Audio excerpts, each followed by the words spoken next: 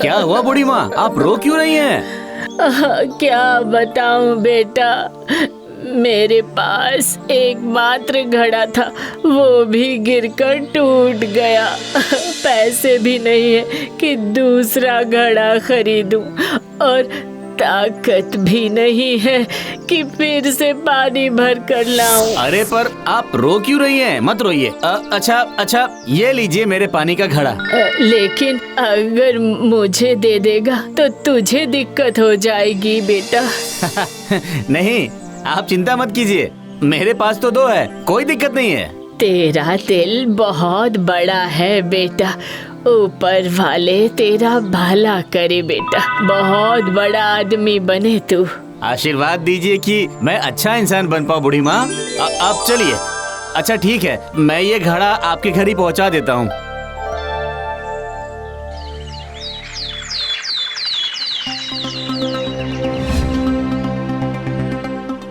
माँ, मैं आ गया हूँ। एहसान कर दिया है मुझ पर, और ये पानी लाने में इतना वक्त क्यों लगा? हाँ, ये क्या, एक ही घड़ा क्यों? दूसरा कहाँ है? वो तो लौटते वक्त एक बूढ़ी माँ को दे दिया।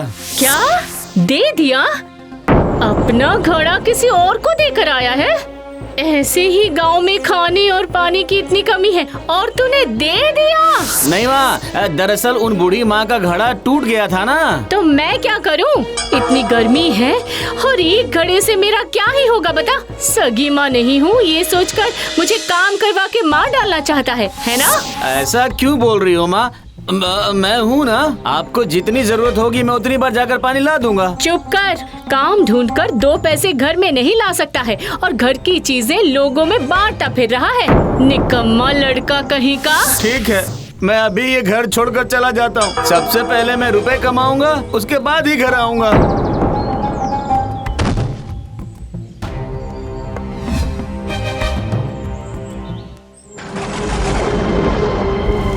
ये क्या, जंगल के रास्ते में इतनी तेज बारिश शुरू हो गई? पता नहीं मेरी किस्मत में क्या लिखा है। ऊपर वाले संभाल लीजिए, आज रात एक सर छुपाने की जगह मिल जाए बस।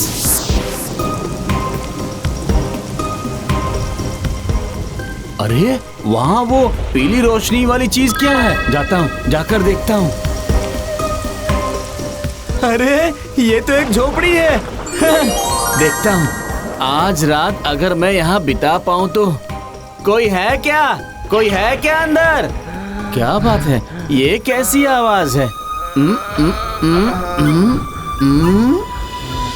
अरे आपको ये क्या हुआ है?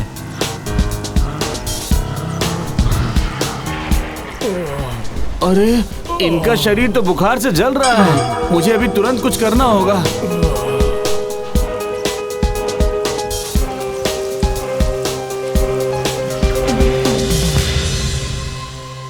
अभी कैसा महसूस कर रहे हैं आप? अच्छा, पर तुम हो कौन बालक? अजनबी होने के बावजूद भी तुमने मेरी इतनी ज्यादा सेवा की। मैं भोला हूँ, यही पास के गांव में ही रहता हूँ। काम की तलाश में घर छोड़कर चला आया हूँ, लेकिन बीच रास्ते में जोरों की बारिश होने के कारण मैं आपकी इस कुटिया में चला आया। धन्यवाद। जितनी तुम्हारी इच्छा हो तुम इस कुटिया में रह सकते हो। सच में? मैं किन शब्दों से आपका धन्यवाद कहूँ? पर आप चिंता मत कीजिए, जितनी जल्दी संभव हो मैं कोई काम ढूंढकर यहाँ से चला जाऊंगा। तब तक आप अपने इस उपकार के बदले में मेरी सेवा ग्रहण कीजिए। अच्छा ठीक है।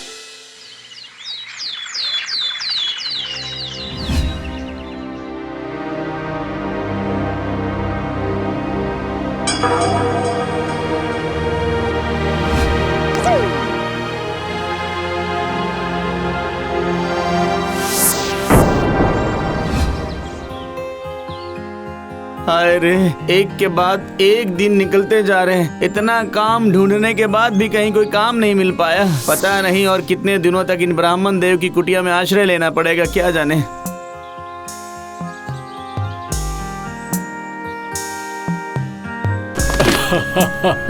सुनो पुत्र। जी बाबा। तुम्हारे व्यवहार और सेवा से मैं बहुत संतुष्ट हुआ हूँ, इसलिए मैं तुम्हें उपहार देना चाहता हूँ। बोलो तुम्हें क्या चाहिए? धन्यवाद बाबा, पर अभी मुझे काम के अलावा कुछ नहीं चाहिए।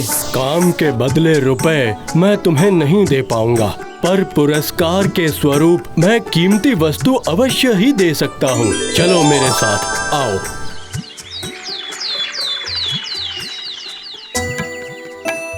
ये जो कुआं देख रहे हो, ये कोई ऐसा वैसा कुआं नहीं है। ये तो धन देवता का कुआं है, जो हमेशा समृद्धि से भरा होता है। इसके नीचे उतरने पर ही तुम देख पाओगे। लेकिन बाबा, ये तो पूरी तरह से पानी से भरा हुआ है, मैं नीचे कैसे उतरूंगा?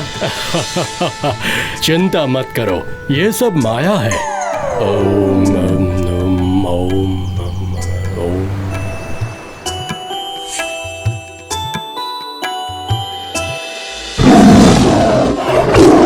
अरे बाप रे, कितने बड़े बड़े तो बाघ हैं। बाबा चलिए हम यहाँ से निकल जाते हैं। अरे कुछ भी नहीं होगा, तुम बिल्कुल भी मत डरो।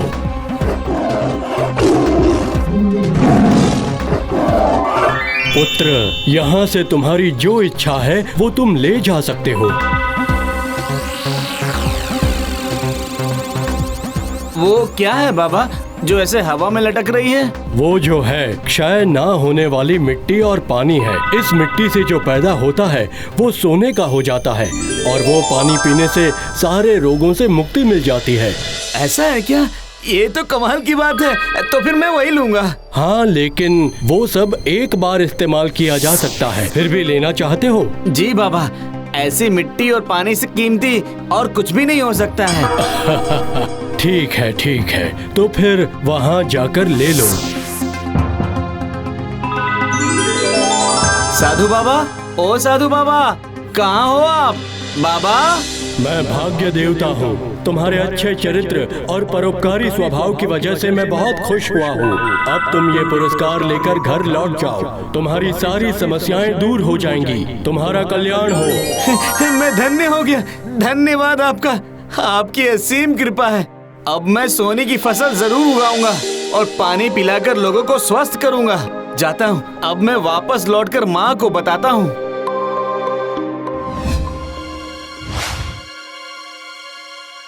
ये क्या?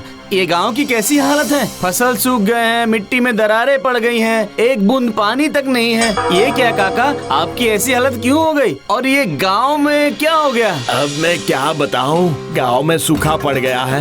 इतनी गर्मी में मिट्टी फटकर सारी फसल नष्ट हो चुकी है। जमींदार का भंडार पूरा खाली हो चुका है। चिंता करके वो भी बीमार हो चुके हैं, अभी बिस्तर पर पड़े हैं वो।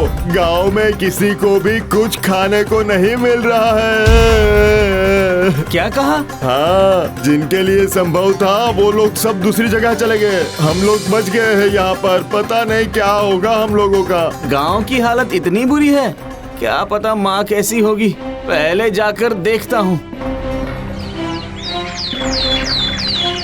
माँ, ओ माँ, आप कहाँ हो? ये देखो मैं वापस आ गया हूँ माँ। तू आ गया भोला? बेटा तू मुझे यहाँ से ले चल।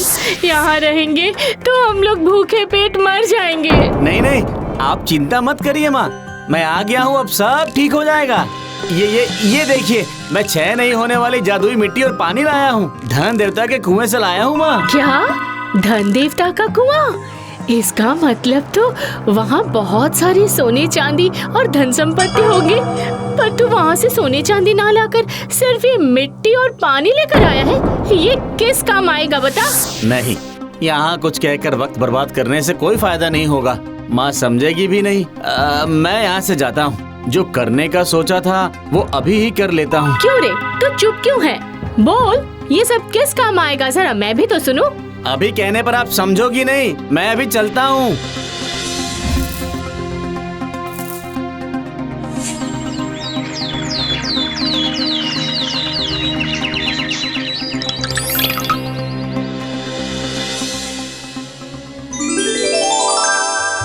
सोचा था इतने सारे सोने की फसल को बेचकर बहुत सारे पैसे कमाऊंगा, मगर गांव की ऐसी दुर्दशा वाले दिनों में मुझे अपना ये फसल गांव के लोगों के साथ बांट देना चाहिए, जिससे कि वो लोग भी खुशी से अपना जीवन यापन कर पाएं।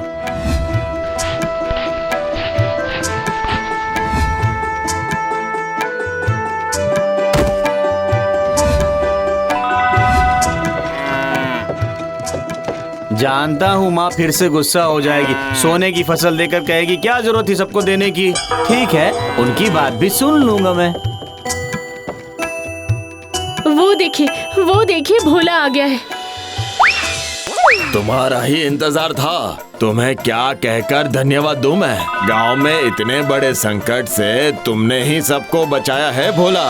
इसके लिए मैं तुम्हें पुरस्कार देना चाहता हूँ। नहीं नहीं, ये तो मेरे खुद का गांव है, इसलिए मुझे जो सही लगा मैंने वही किया है। हम जानते हैं भोला, तेरा दिल बहुत बड़ा है। जमींदार होने के नाते तुम्हें मैंने अपनी तरफ से नगद पैसे और 5 बीघा जमीन देने का तय किया है। मना मत करना। मुझे माफ कर दे भोला, मुझे आज समझ आया असली बड़ा आदमी बनने के लिए बड़े दिल की जरूरत होती है।